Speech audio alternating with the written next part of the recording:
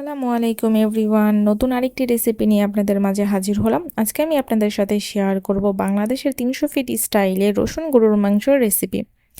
এই রেসিপিটার জন্য কিন্তু বাংলাদেশের অর্ধেক মানুষই পাগল। আর সেই রেসিপিটি আমি খুব সহজ এবং সিম্পলভাবে আপনাদের সাথে প্রেজেন্ট করার চেষ্টা করেছি। যে সমস্ত আপুরা নতুন বিয়ে করেছেন, রান্না বোঝেন না, তারা কিন্তু ঈদ স্পেশাল রেসিপি হিসেবে এই রেসিপিটি আপনাদের রেসিপির তালিকায় রাখতে পারেন। সো কথা না বাড়িয়ে চলে যাই আমাদের মূল রেসিপিতে। প্রথমে আমি 2 কেজি পরিমাণে এখানে গরুর মাংস নিয়েছি। একদম ফ্রেশ গরুর মাংস নেওয়ার চেষ্টা করবেন, তাহলে কিন্তু তরকারিটা দেখতেও সুন্দর হবে এবং খেতেও মজা লাগবে। আর মাংসের সাথে কিন্তু আমি চর্বি আর হাড়ও সাথে নিয়েছি। ভালোভাবে পরিষ্কার করে পানি ঝরিয়ে নিয়েছি। মাংসগুলো এক সাইডে রেখে দিব। তারপর আমি মাংসের মধ্যে যে মশলাগুলো ব্যবহার করব সেই মশলাগুলো আপনাদের সাথে একটু দেখিয়ে দিচ্ছি। আমি এখানে গোটা আস্ত মশলা নিয়েছি, তেজপাতা, এলাচ, দারুচিনি আর 3খানা রসুন। আপনারা চাইলে কিন্তু রসুনের পরিমাণ আরেকটু বাড়িয়েও দিতে পারেন। আমি মনে হয়েছে 3খানা দিলেই যথেষ্ট, তাই আমি 3খানা এখানে নিয়েছি। 2 কাপ পরিমাণের আমি পেঁয়াজ কুচি করে নিয়েছি। সরাসরি রান্নাতে চলে আসলাম। চুলোতে ফ্রাই প্যান বসিয়ে পর্যাপ্ত পরিমাণ তেল দিয়ে আগে থেকে যে পেঁয়াজ কুচিগুলো করে রেখেছিলাম 2 কাপ পরিমাণ পেঁয়াজ কুচি দিয়ে দিয়েছি। আর গোটা মশলা আমি এখানে ধুয়ে পরিষ্কার করে পেঁয়াজের সাথে ভালোভাবে ভেজে নেব। পেঁয়াজটা যেন একটু নরম হয়ে যায়, সেই জন্য আমি 2 চামচ পরিমাণ লবণ দিয়ে দিলাম। পেঁয়াজগুলো ভাজতে বসিয়ে একটা মশলা আমি তৈরি করে নেব। 2 চামচ পরিমাণ আদা রসুন বাটা দিয়ে দিলাম, 1 চামচ পরিমাণ ধনিয়ার গুঁড়া, 1 চা চামচ পরিমাণ মিক্স মশলা। এটা যে কোনো মুদির দোকানেই কিন্তু আপনারা কিনতে পারবেন। তারপর আমি এখানে দিয়ে দিলাম হলুদের ফাঁকি 2 চা চামচ, মরিচের গুঁড়া দিয়ে দিচ্ছি 2 চা চামচ। তারপর আমি এখানে অ্যাড করেছি সয়া সস আর টমেটো সসও 1 চামচ করে আমি ব্যবহার করেছি। টমেটো সসটা যদি এই তরকারির মধ্যে ব্যবহার করেন তাহলে কিন্তু কালারটা খুব সুন্দর আসে। বিভিন্ন মশলা দিয়ে একটা মিক্স মশলা তৈরি করেছি। সাইডে আমি লিখে দিয়েছি কি কি এখানে উপকরণ ব্যবহার করেছি, সেগুলো দেখে কিন্তু আপনারা এই মশলাটা বাসায় তৈরি করে নিতে পারেন বা স্কিপ করে নিতে পারেন, এটা আপনাদের ইচ্ছা। তারপরে হালকা পানি দিয়ে আমি একটি তরল টাইপের একটি মশলা তৈরি করে নিয়েছি।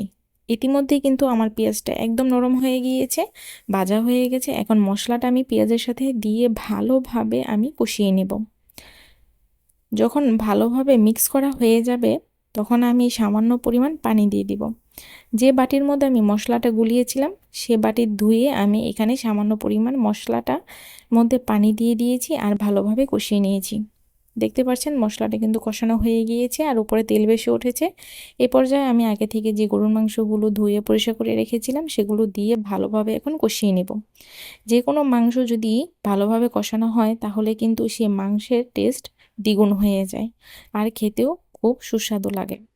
ভালোভাবে কষানো হয়ে গেলে ঢাকনা দিয়ে ঢেকে দিব। আর আমি এইভাবেই কয়েকবার ঢাকনা উঠিয়ে নেড়ে চেড়ে দিচ্ছিলাম।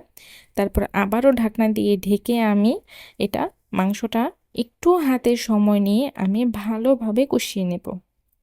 আর আমি আগেই বলেছি যে কোনো মাংস যদি ভালোভাবে কষানো হয় তাহলে কিন্তু সেটা দেখতেও সুন্দর হয় এবং খেতেও খুব ভালো লাগে।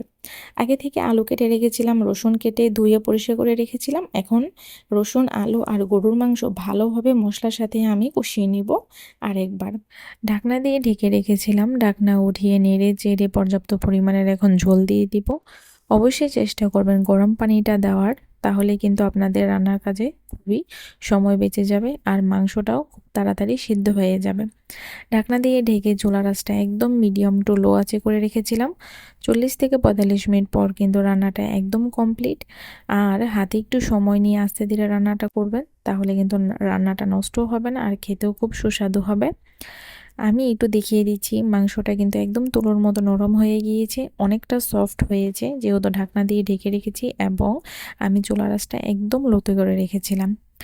ফ্লেভারের জন্য দিয়ে দিয়েছিলাম বাজার জিরের গুঁড়ো। তারপর ঠান্ডা করে পরিবেশন করে নিয়েছি মজাদার রসুন গরুর মাংস রেসিপি। খুব সিম্পল এবং সহজভাবে আপনাদের সাথে প্রেজেন্ট করার চেষ্টা করেছি। আশা করছি আমার রেসিপিটি আপনাদের কাছে খুবই ভালো লেগেছে। যদি আমার রেসিপিটি ভালো লেগে থাকে তাহলে অবশ্যই আমার ভিডিওতে একটি লাইক করে দিবেন, ভিডিওটি শেয়ার করে দিবেন এবং আপনার ফ্যামিলি এবং প্রিয়জনের সাথে আমার ভিডিওটি শেয়ার করে যাবেন। যেহেতু সামনে ঈদ, আর ঈদের মধ্যে কিন্তু স্পেশাল রেসিপি হিসেবে এই রেসিপিটি আপনাদের রেসিপি তালিকায় রাখতে পারেন। যে সমস্ত আপুরা নতুন, যারা রান্না করতে টোটালি পারে না, তারা কিন্তু এই ঈদ স্পেশাল রেসিপি হিসেবে আমার এই গরুর মাংস রেসিপিটা আপনারা বাসায় রান্না করে আপনার প্রিয়জনের সাথে শেয়ার করতে পারেন। সো আজকে এ পর্যন্তই। নতুন আরেকটি ভিডিও নিয়ে খুব শীঘ্রই আপনাদের সাথে দেখা হচ্ছে। ততক্ষণ পর্যন্ত আপনারা ভালো থাকবেন, সুস্থ থাকবেন। আল্লাহ হাফেজ, আসসালামু আলাইকুম।